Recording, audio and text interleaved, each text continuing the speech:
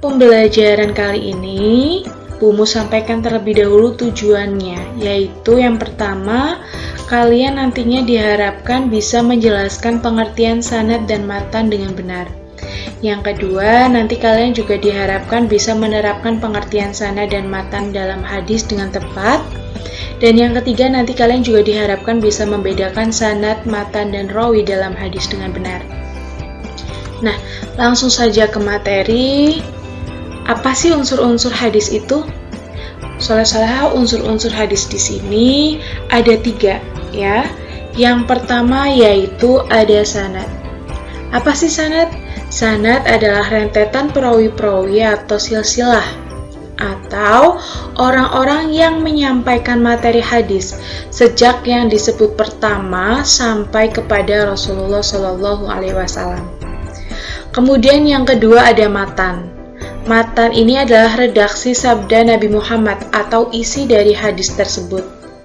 Dan yang ketiga adalah rawi, yaitu orang yang meriwayatkan atau memberitakan suatu hadis. Rawi ini adalah orang-orang yang menerima hadis kemudian mengumpulkannya dalam suatu kitab tadwin.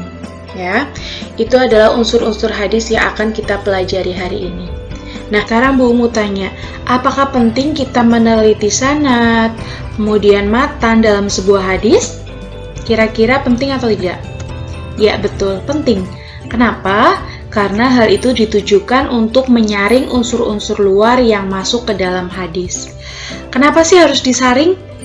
Ayo, kenapa? Karena pada waktu itu muncul banyak sekali hadis palsu dan hadis yang tidak ditulis secara resmi pada masa Rasulullah. Nah, sekarang coba kalian perhatikan contoh hadis berikut. Haddatsana Muhammad ibnu Bashar qala haddatsana Yahya ibnu Sa'id qala haddatsana Syu'bah qala haddatsani Abu Tayyah an Anas ibnu Malik an Nabi sallallahu alaihi wasallam qala yasiru wa la tu'asiru wa basyiru wa la tunaffiru. Rawahu Bukhari. Telah menceritakan kepada kami Muhammad ibnu Bashar berkata, telah menceritakan kepada kami Yahya bin Sa'id berkata, telah menceritakan kepada kami Syu'bah, telah menceritakan kepadaku Abu Tayyah dari Anas ibnu Malik dari Nabi SAW bersabda, permudahlah dan jangan dipersulit, berilah kabar gembira dan jangan membuat orang lari. Nah, mana sih yang sanad, mana yang matan, dan mana rawinya? Yuk coba kita bahas bersama-sama. Sanad berarti adalah orang-orang yang menyampaikan, berarti dari depan ini sampai yang mana? Betul, sampai ada kata an Nabi sallallahu alaihi wasallam qala, sampai sini. Ini adalah apa? Sanad, betul, sanad ya. Kemudian matan. Matan itu tadi adalah isi. Mana isinya? Matannya mana? Betul. Dari kata yasiru wala tu'asiru sampai wala tunaffiru. Ini adalah matan, pintar. Kemudian rawinya. Nah, ini gampang sekali. Rawi adalah yang terakhir, ya. Rawahu Bukhari.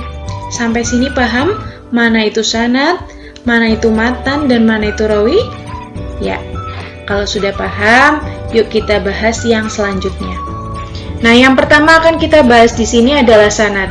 Bumo akan mengutip penjelasannya dari Syamila Heng, ya, dalam akun YouTube-nya, bahwasanya sanad di sini adalah sebuah proses bagaimana sebuah hadis itu yang bersumber dari Muhammad sampai kepada sanad terakhir yaitu Bukhari. Nah, kalian perhatikan yang atas, ada Bukhari, ada Muhammad ibnu Bashar, ada Yahya ibnu Sa'id, ada Syu'bah, ada Abu Tayyah, ada Anas ibnu Malik.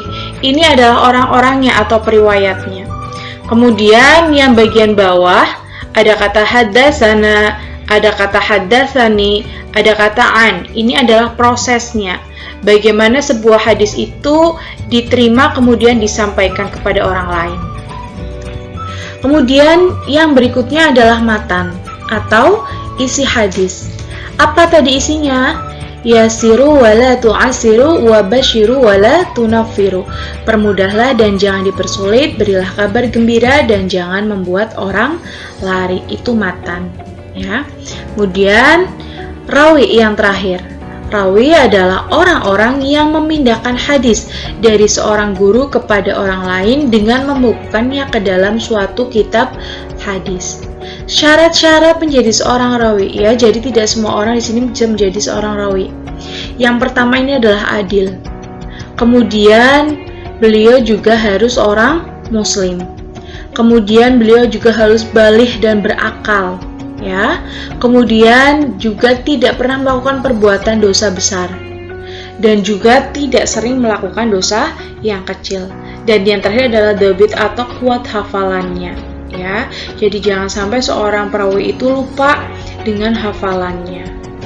Karena apa? Kalau nanti hafalan ketika diriwayatkan kepada seorang kepada orang lain itu ada yang dikurangi atau ada yang ditambah, jelas itu hadisnya tidak sahih. Para rawi hadis ini disebut juga sebagai rijal al-hadis. Ilmu rijal al-hadis adalah ilmu untuk dapat mengetahui bagaimana keadaan para rawi hadis itu, baik dari kalangan sahabat maupun tabi'in dan orang-orang yang seangkatan sesudah mereka. Nah, dalam ilmu rijal al-hadis ini dijelaskan tentang sejarah ringkas para rawi hadis, riwayat hidupnya dan juga mazhab yang dianut serta sifat-sifat rawi dalam meriwayatkan hadis. Ya. Nah, itu penjelasan tentang sanad, matan dan juga rawi secara singkatnya. Nah, kemudian bagaimana sih sikap seorang pembelajar? Bagaimana sikapnya kalian sebagai seorang pelajar? Yang pertama tentu kalian harus mempunyai rasa ingin tahu yang tinggi terhadap hadis-hadis itu. Supaya apa? Supaya kalian mempunyai keinginan juga untuk belajar sepanjang hayat. Untuk mempelajari hadis dari sekian banyak hadis yang sudah ada sampai sekarang.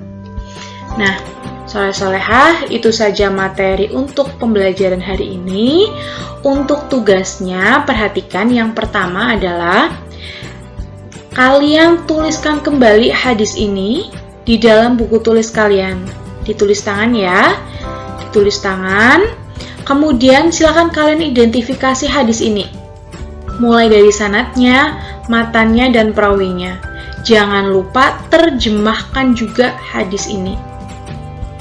Kemudian tugas yang kedua adalah kalian mencari lagi satu hadis yang lain, kemudian terjemahkan dan identifikasi pula hadis tersebut. Ingat, tugasnya ini ditulis tangan, kemudian didokumentasikan dalam bentuk foto. Kemudian nanti kalian upload ke e-learning di bagian penilaian keterampilan.